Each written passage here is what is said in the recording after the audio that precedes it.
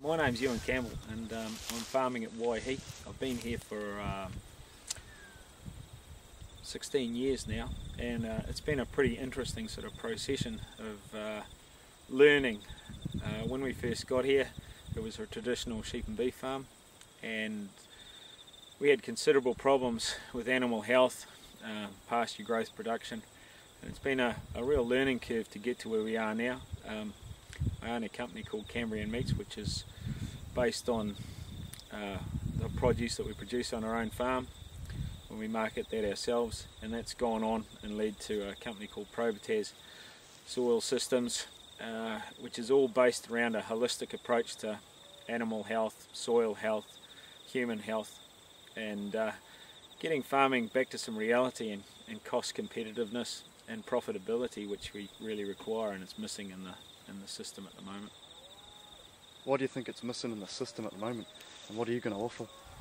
Well, the biggest issue I think we're facing at the moment is that everything's commercially driven, and we don't get enough information that's not commercially driven.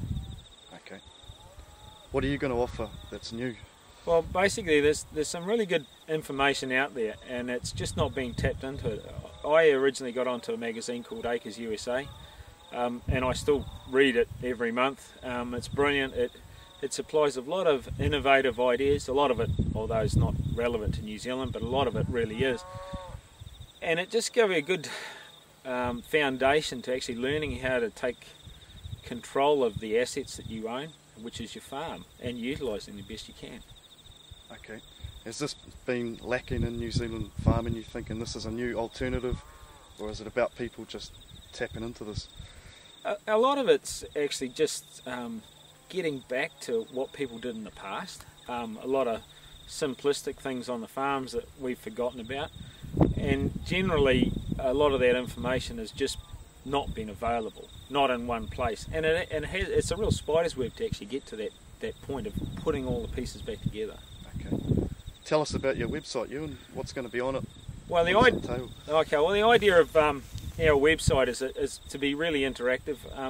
We deal with a lot of companies around in New Zealand and a lot of really interesting people, and they've got a lot of stories to tell about what they're doing, and they're not available in the general farming media at present, and we want those people to have their say, and we want them to write the stuff in their own words.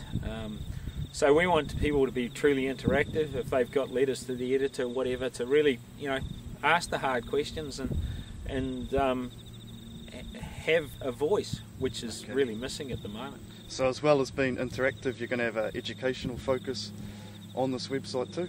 Absolutely. Our first month we've got articles from Pippa Grierson on facial eczema and liming and the research that she's done on that.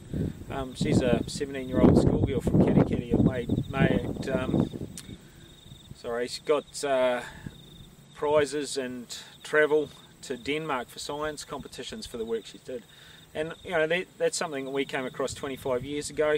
There's no need for us to have facial eczema. It's actually a soil problem, not an animal health problem. And yet we still spray with Mycotac and other sprays and use zinc, when the reality is we don't have to have anything to do with it. Okay. So it's going to be about farmers utilising what they've got? Yeah, it is about farmers utilising what they've got. Okay.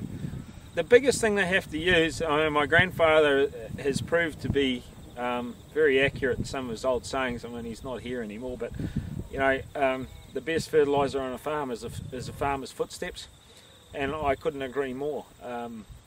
He said things that make perfect sense. Animal breeding, the best breeding you can get, 95% of it goes down their throat. So it's nutrition is the starting point. Now that all becomes from farmers taking real notice of what they're seeing on their farms and then trying to get the information to match that up. Okay. Now, did you have like an interest in nutrition and sort of farming methods before you came into this, or was it a situation forced upon you? Well, I was born with gumboots on, and I grew up on a peat farm in Te Arawa, and coming over here, the reality was I was interested in what was going on, but I was really forced deeper and harder into it because the pennies ran out.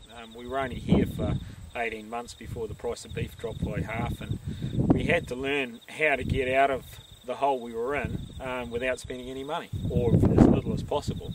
And it's been an interesting trip. Right. And what you're offering now, is this topical with the recession happening? I mean, what's the state of farming in New Zealand? Well, I don't know if the recession's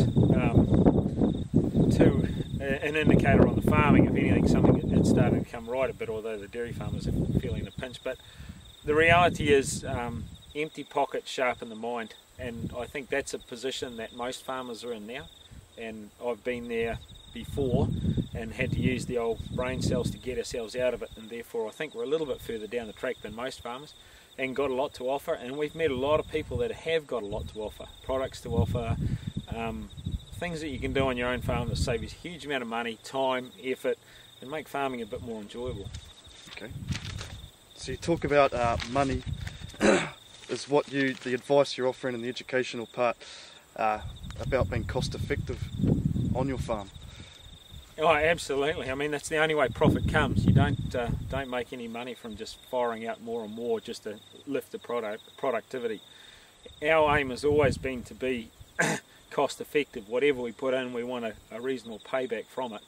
And what we've found is that some of the best paybacks are the ones that cost us the least of all. Okay. Which, most people don't seem to understand that process anymore. Could you give us some examples of that? Well, I've done this little video on the regrassing. I mean, the cost of regrassing or spraying out and setting up paddocks and trying to, get your whole farm up and running in that scenario is very expensive. You can spend up to $1,000 a hectare. Where I'm into, blocking off paddocks, letting them seed, regrass themselves, they cost nothing at all. I've still got the feed and they're still in the cycle. I end up with a way better pasture sward. Whatever the seed that I'm getting here suits the farm because it's grown on the farm. It's just one of them, and the ongoing effect of that is my animal health bill is virtually nil. I don't drench my animals anymore or inoculate anything, and that's just not because I won't do it because I'm going to be a greenie. It's because I don't need to anymore. Okay. If you've been successful, Ewan, what's it going to take for other people to follow your footsteps and tap into this? Well, it's pretty simple, really. The reality is it's education and believing what you're seeing. And for far too long, when farmers have noticed stuff and they've asked questions, they haven't got the right answers or haven't been given any answers at all. But if you take notice of what's going on your farm and you are focused about what you do, the information's available, there's people out there who can help you and get your farm back on track for cost effective and make farming enjoyable. I mean, there's nothing enjoyable about having cows with facial eczema or sheep with facial eczema or worms or all sorts of other issues. Farming should be fun, and it's not.